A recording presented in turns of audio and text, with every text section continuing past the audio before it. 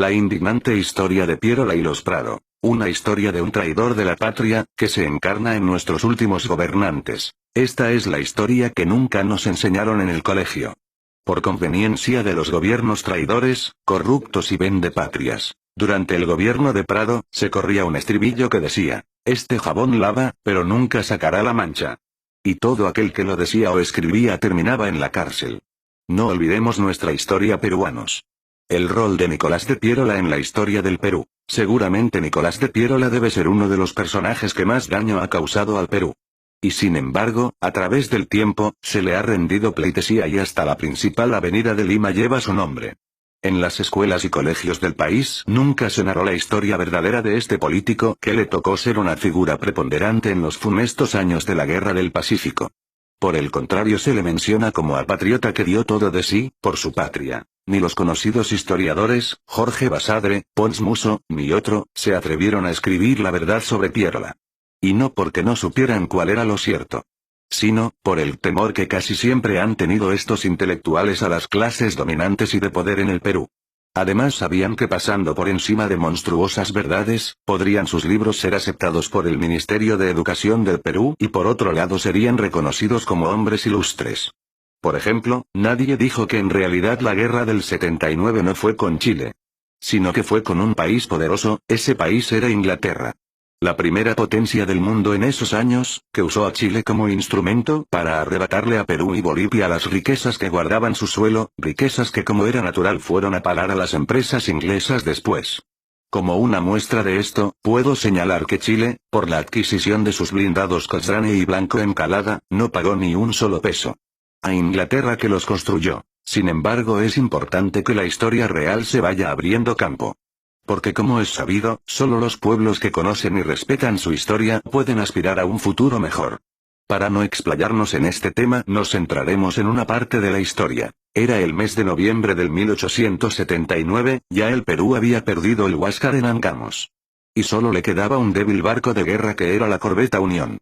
El gobierno de Mariano Ignacio Prado resolvió hacer una colecta nacional para comprar 2 blindados que podían significar la salvación de la República. Esta se llevó a cabo el último domingo de ese mes de noviembre y cuentan los que vivieron por esos tiempos, que todo el Perú acudió a ese llamado, desde las esferas acaudaladas, hasta los más pobres, las mujeres entregaron sus joyas y los niños sus alcancías.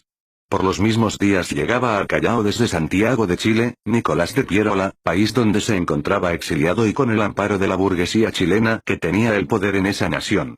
Apenas desembarcó, empezó a conspirar en la oscuridad contra el gobierno, cosa que era costumbre en él. Porque este fue el eterno rebotoso, que hizo subleves y montoneras, en esencia a favor de Chile, que siempre fueron derrotadas, por el gobierno de turno. El 18 de diciembre del mismo año, el presidente Prado a escondidas, se embarca en el Callao, en un vapor que iba a Panamá, llevándose el producto de la colecta, que el pueblo peruano hizo para comprar 2 barcos blindados. Cuando llegó a Guayaquil, renunció a su cargo y se fue a París, de donde jamás volvió y fue un hombre acaudalado en la ciudad luz. Esta indignante traición apenas si se cuenta en la historia oficial del Perú. Mariano Ignacio Prado no volvió, pero años más tarde, sí volvió su hijo Manuel Prado Ugarteche. Y aunque parezca increíble, el pueblo peruano lo eligió 2 veces presidente. Es cierto que la amnesia de los pueblos no puede tener límite. Y su familia en el país, fue poderosa y acaudalada. Ostentando lujos y osadía y todo eso con el dinero de hombres y mujeres, de niños y ancianos que se desprendieron de lo que tenían, porque pensaron que así se salvaría la patria. La huida de Prado, significó el momento preciso que buscaba Pierola para hacerse del poder y así, al frente de una montonera, entró en Lima, para derrocar al gobierno que estaba a cargo del vicepresidente, General Lapuerta. Hombre entrado en años y de poco carácter, que no opuso mayor resistencia.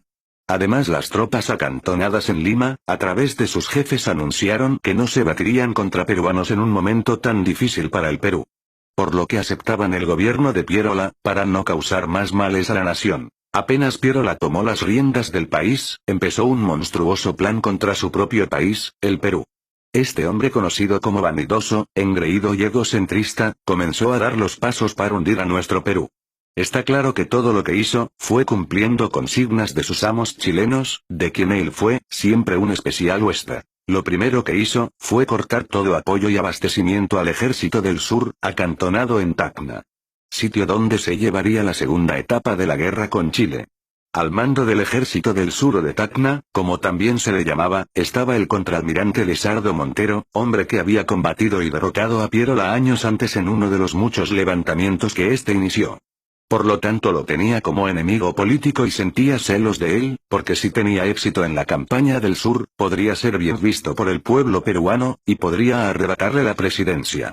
Pensando así, de esa forma tan mezquina, condenó a estas fuerzas peruanas al más absoluto abandono, en momentos en que se jugaba el destino del país. El pueblo limeño al notar esta actitud, por demás reprochable del dictador, salió a las calles en ruidosas manifestaciones, pidiendo que se envíe socorro a los defensores del sur, que sufrían por escasez de alimentos, armas, municiones, ropa y los refuerzos necesarios para enfrentar al fuerte y numeroso ejército chileno que empezaba a desembarcar en Hilo, en ese tiempo llamado Pacocha.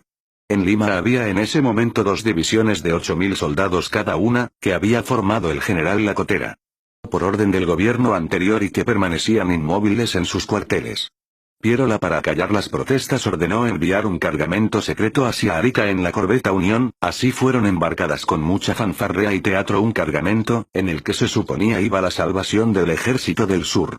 La misión era muy difícil, porque el puerto de Arica estaba bloqueado por la escuadra chilena. Manuel Villavicencio, marino hábil e inteligente, fue el encargado de llevar a la Unión a su destino. Corrían los últimos días del mes de febrero de 1880.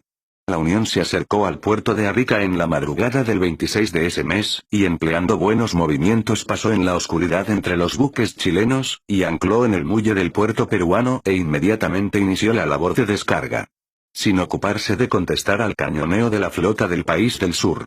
El Huáscar, que ya estaba al servicio de la escuadra chilena, intentó espolonear a la Unión. Pero un certero cañonazo de una batería de tierra paró esa intención y además, causó la muerte de su comandante, de apellido Thompson. A las 4 de la tarde, la faena había terminado, y sin perder tiempo y aun cuando el sol no se perdía en el horizonte, la Unión, con una hábil maniobra logra romper el cerco de la poderosa escuadra chilena, en medio de las hurras peruanas del muelle, del asombro de los marinos chilenos y el aplauso y admiración de los barcos neutrales, que en señal de saludo lanzaron al aire sus sirenas. La Unión llegó al Callao, sana y salva. Pasada la euforía, los peruanos en Arica comenzaron a desempacar el cargamento que vino en cajas cerradas, y se dieron con la triste sorpresa de que solo les habían enviado montones de tela blanca y 2 ametralladoras malogradas e inservibles. Pierola se había burlado de ellos y del pueblo peruano en la forma más cruel que se le pudo ocurrir. Este hecho, que había levantado la moral peruana en un principio, significó un terrible golpe al ánimo de los defensores del Perú.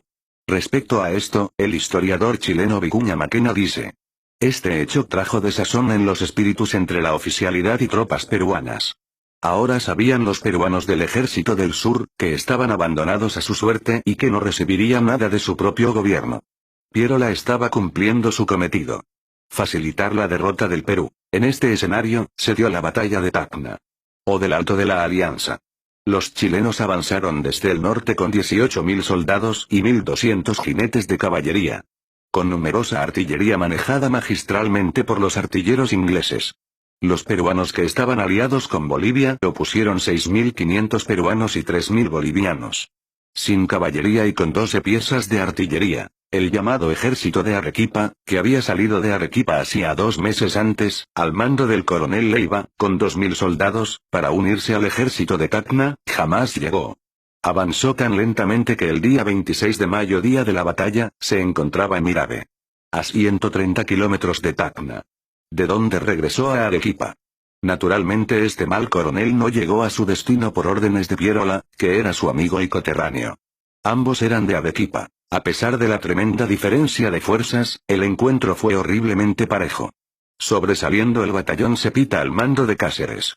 Y por el lado boliviano, los colorados hicieron honor a su fama de aguerridos. Ante el tremendo empuje de valor y coraje aliado, el chileno empezó a retroceder, y parecía que la victoria sería aliada. Los batallones chilenos retrocedían y estaban a punto de entrar en pánico, a pesar de que los oficiales de ese ejército sableaban a los que daban la espalda. Sobre este momento, Vicuña Maquena escribe: los batallones chilenos retrocedían, y parecía que iban a entrar en pánico. En ese momento la suerte de Chile pendía de un hilo. Y lo que decía este historiador era cierto. Porque Chile había invertido todo lo que tenía en esta batalla, y si la perdía, simplemente perdía la guerra. Porque les hubiera sido imposible volver a formar otro ejército.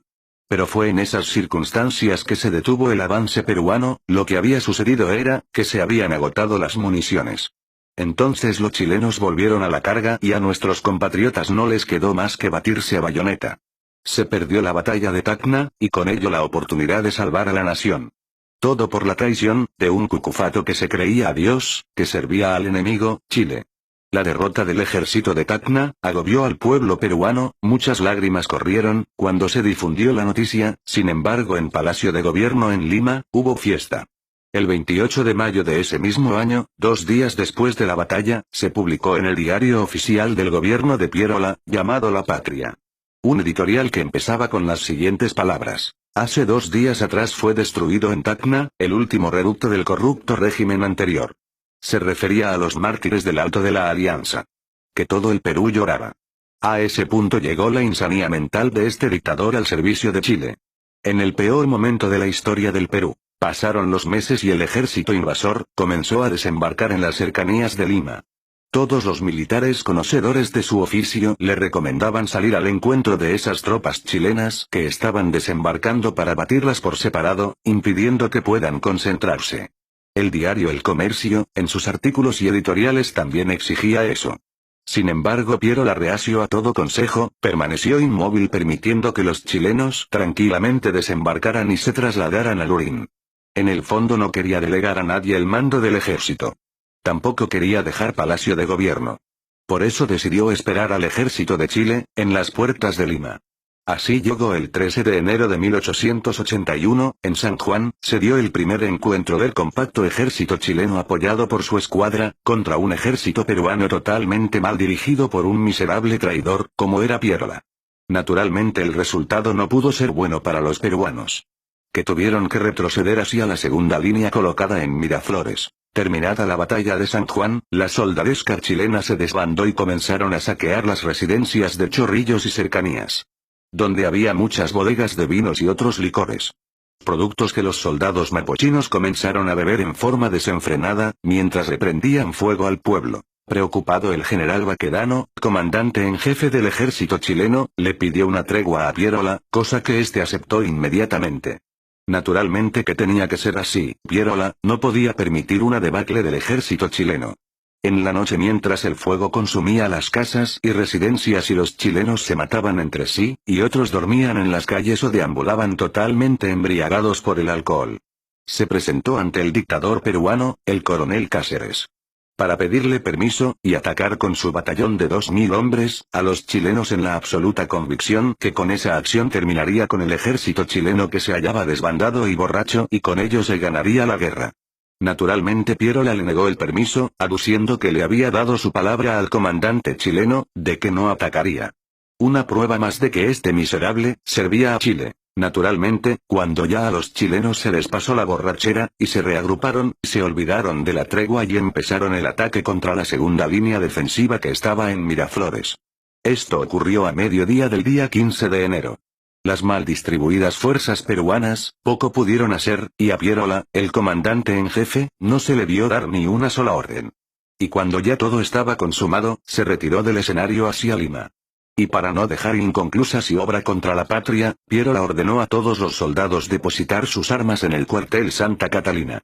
Por esta acción, los chilenos cuando ocuparon Lima, encontraron 15.000 fusiles en el mencionado cuartel. Pierola, después de haber dado esta última orden, huyó a la sierra, pero después de algunos años volvió a la escena política. Y como es normal, el mal de ignorancia por una parte y amnesia por otra, de nuestro pueblo, fue hecho presidente nuevamente. Esta es la historia del accionar de Pierola, en la etapa de la guerra con Chile. Y sus actos de flagrante traición a la patria. Deberían haberlo sepultado bajo un montón de tierra. Sin embargo, su nombre figura en plazas, calles, clubes, billetes de moneda, y otros sitios que debieran estar reservados para hombres que honraron a la nación.